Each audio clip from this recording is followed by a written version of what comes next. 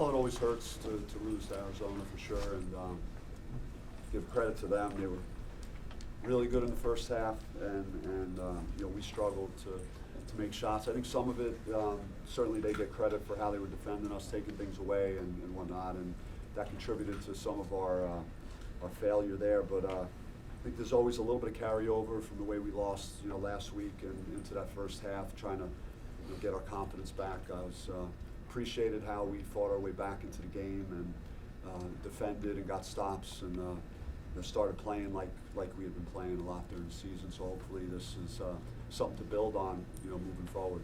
In the second half, when you start out with a swarming defense, it's easier said than done to do that out of halftime versus in the middle of the game, maybe early in the first half.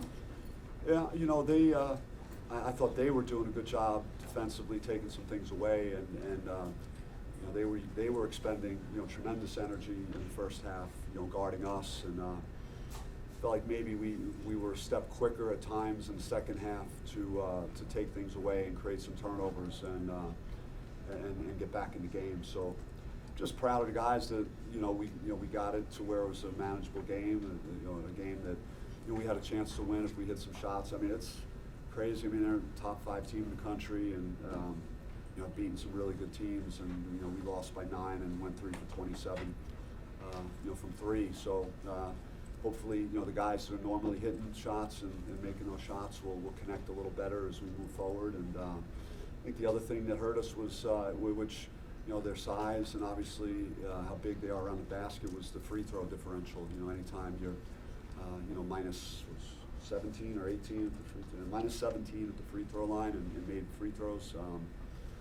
It's hard to overcome that. We made 5 more shots in the game from the field than they did. And then Coach, I know you talked about obviously their length before the game, but it seemed like parts of the first half in their half-court defense, they were coming out way beyond the three-point line, almost kind of daring you to go. What were some of the challenges to get the ball into the post? Yeah, they were switching some things and jump switching with some guys, and we tried to get, we got Frankie, off the back cut right away to start the second half, and we were encouraging our guys in the adjustments that we made to look to negate those type of overplays with some cutting off the ball, and I think that was helpful. And they've had a week to prepare, so they've watched us and they took some things away, and we have to be able to counter them sooner and a little bit better. Coach, what can you say about the minutes that Duke got tonight? I loved the way Duke played, and that was the one area of the game that we won in the first half was the hustle game. I think we had 9 offensive rebounds at halftime, and he was had 6 and 6. So for a freshman to play that way when things were not going well, it just says a lot about him. He's just puts his head down and plays hard, and really happy for him as a freshman in a rivalry game to play that well, especially early in the game. How do you feel about the flow of the offense and the shot selection? I thought that there were a lot of guys that had open looks, and of course down the stretch, there were a couple of shaky, contested ones, but we were trying to get it from 6 to 3, and couldn't quite nail one of those threes to kind of make it a 1-possession game under 4 minutes. The other thing is we didn't do a great job at times in transition in the second half. It was stuck on 52. I was like 59, 52 forever, and like we had a few opportunities in the open court, and we just threw some suspect passes. So just got to make sure we make good decisions. Playing a team like this can't afford to do those things. How much of a factor was the foul trouble in the second half? Yeah, man, it's big. Frankie's foul in the baseline, man, down there was, that's his 4th foul, and then it has to, all the rotation. I got two of my primary guys. I got Dez and Frankie with 4 fouls, so it impacts what we're doing. So would have loved to see a more physical foul whistled there, and particularly with being Frankie's 4th foul. After fighting all the way back to get back in the game, do you think fatigue played a factor in some of those ISO jumpers, shot selection down the stretch? I mean, you never know. It's hard to judge that.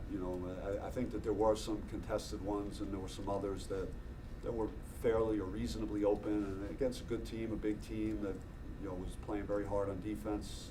You're not going to get a million open shots, but when you do get those, you got to try and take advantage of them. And I don't know how many of the 27 were contested. I mean, maybe more than half. I don't know, 18 of them, but if there's 8 or 9 of them that are open, then you gotta hit like 4 or 5 more. Anybody else? We good? Thanks, gang. Thanks. Thanks.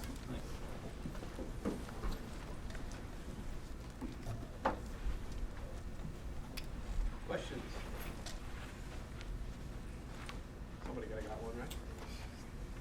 So Frank, I mean, in the second half, I mean, you guys really came out with, swarming defense and everything. I asked Coach, is it easier to do that out of the locker room at halftime, or is it something you can do really, during the game when, U of A was really having their way on offense? I think it's easier once you come out at halftime, adjust, talk to the coaches, everybody talk to each other, and come out and just say, this is what we gotta do, and just make the adjustment and make it happen. What exactly was the difference there? What did you guys try to do? I think the difference was our energy, and our aggressiveness on the defensive end. Warren, obviously you guys lost this morning, but you played pretty well against the bigs of U of A. Does that give you confidence moving forward?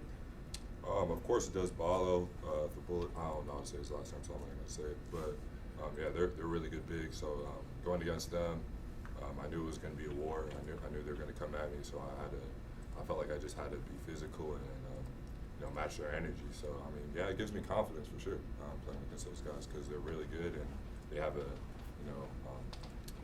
big effect on college basketball. So it's cool. What was it like having the crowd behind you guys in that second half? How loud it was?